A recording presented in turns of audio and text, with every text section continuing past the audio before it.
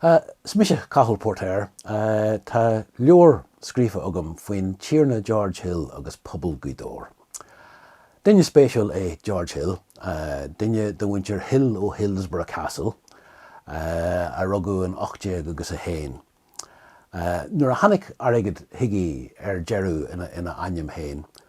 cheanna sé leachuid de Faraiste Ghaoth I Deireadh Conaill. Bhí sé inné cuairt a thuirtear Ghaoth blianta roimhe sin agus tháinig sé go raibh bachtainneacht uafasachán agus híl sé go dteacha leis an saoil a achrú an sin agus saoil níos fearr a thuirt na daoine. Ar an Drochshaoil dó, bhí sé tasnathe an obair sin, 837 is dáilm gur cheanna sé 20,000 acra in Ghaoth, agus bhí sé tasnathe ar rudaí a dhéanamh an sin, ach inné 8 mbliana na mar sin, tháinig an dubh ar na prátaí den chéadúir agus tháinig blianta an Drochshaoil an Ghaoth Dobhair. Chuir sé sin a chuid plananna ar fad as a rucht. Chun daoine ceist an raibh sé maicht na daoine, an raibh sé go hácht na daoine céann tíarna talaimh a bhí an. Is dóilm héin go ndearna sé le linn mblianta sin blianta an Drochshaoil, go ndearna sé a dhiaidh, agus gur chuide sé go mór leis na daoine. Idir airgid a chuir sé isteach in iarachtaí fórainte, idir an chuacht a bhí igi, an tionlachar bhí igi ar na cuachtaí móra rialtais a mbaile clia nuair a bhí bí fórainte le roinnt agus airgid le tarraingt isteach go Déanann Cathal.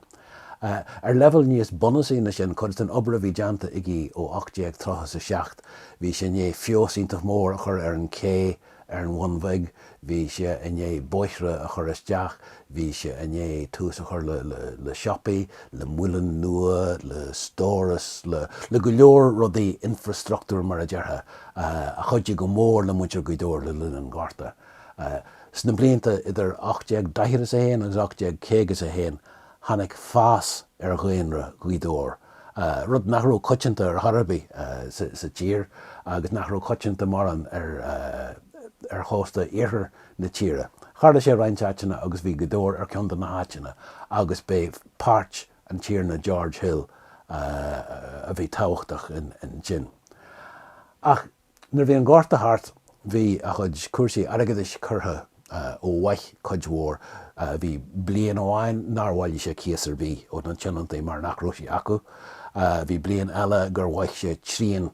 den cías do bhar gur Drochshaoil acu, a rís rud nach nearna go leor den na tíornaí talamh eile.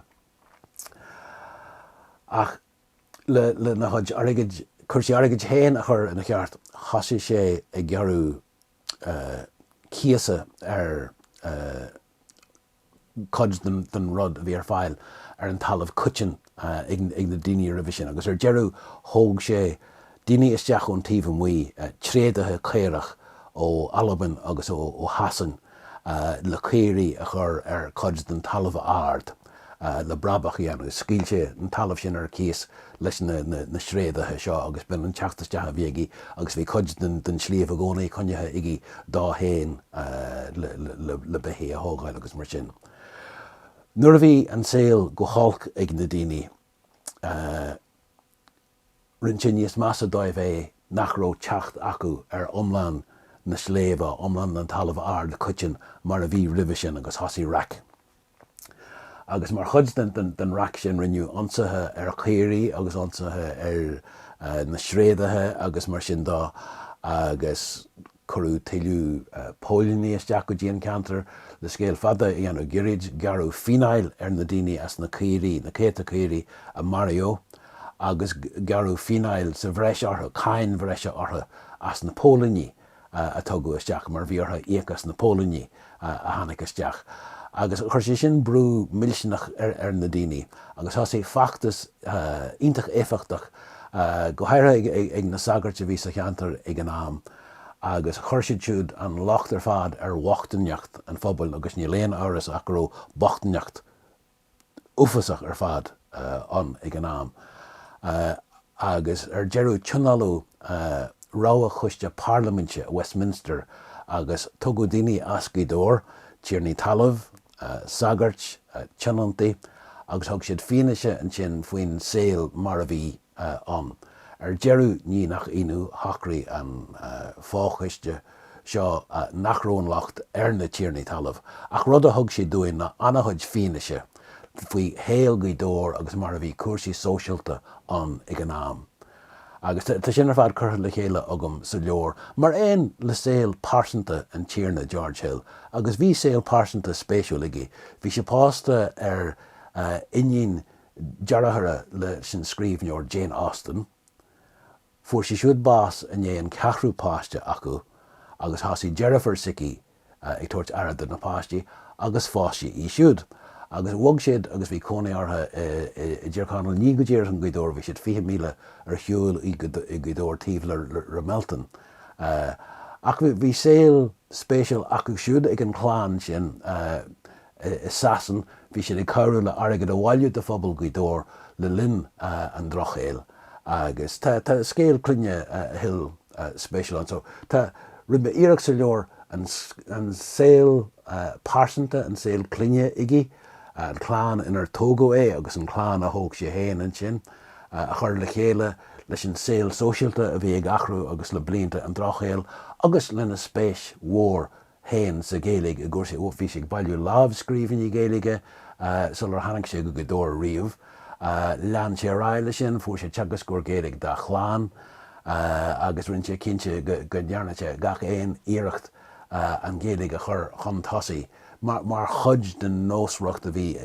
másc chud de lucht an tebris faoi cuasaí seandaachta, faoi so bhí sin a bháil den Oceanic Society, den acad a bhríag an na haireann de rudaí den cineál sin. So dúsa baghaine ionach spéisiúil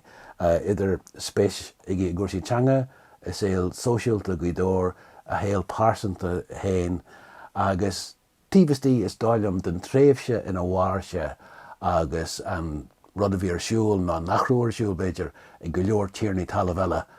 Is dáilm gur chruthí sé héin go maiith mar thiarna talamh, ach beidir nach é sin an chiimhne a bhí ag gach duine do bhhar mar a hála na dhé sin le conradh an talamh, agus gur sé deachar ar daoine a chreideúint gro a leithití de rud an agus tíorna talú maiith annach. Ach is dáilm héin go raibh, agus go bheith an Tiarna George Hill an tainmh bhéir.